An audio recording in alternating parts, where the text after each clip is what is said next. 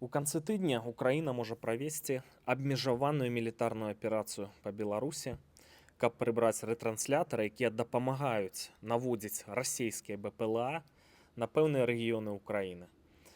Гэтыя БПЛА б'юць па аб'ектах, часам трапляюць у жылыя дамы, часам абрынаюцца цэлыя пад'езды, таму наракаць на Зеленскага, што ён выставіў невыканальныя патрабаванні, не выпадае. Праблема ў тым, што і ў крамлі чакаюць заварухі на беларуска-украінскай мяжы, каб скарыстаць гэта, напрыклад, для ўвядзення новых кантынгентаў. Я чуў, што ў Расіі ёсць падраздзяленні мабільныя, якія можна хутка ўводзіць у пэўныя рэгіёны, у тым ліку Беларусі, там не за 7 месяцаў, так, а досыць хутка гэта зрабіць. І ўжо зноўку ў Беларусі будзе не гібрыдная акупацыя, а паўнавартасная акупацыя.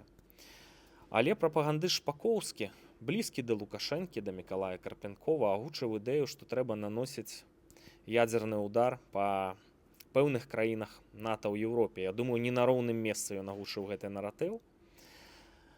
Ну што ж, у 23-м годзе, можа быць, такія дзеі цалкам дэстабілізавалі б усю Еўропу, паставілі ўсіх на калені, у спадзеве, што перастануць Украіне дапамагаць. А сёння войскі краінаў НАТО ў Еўропе мабілізаваныя, трэнавалі нанясенне ядзерных удараў, у тым ліку па цэлях у Беларусі.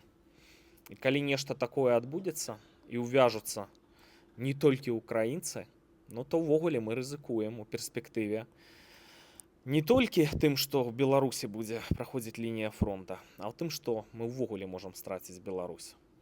Таму вельмі спадзяюся, што Лукашэнку, як 2 гады таму, дарэчы, там жа таксама разгараўся канфлікт на беларуска-украінскай мяжы, атрымаецца все это пагасіць. І калі яму атрымаецца, гэта рызыкі, таму што расейцы паставілі яго перад фактам, выконвай.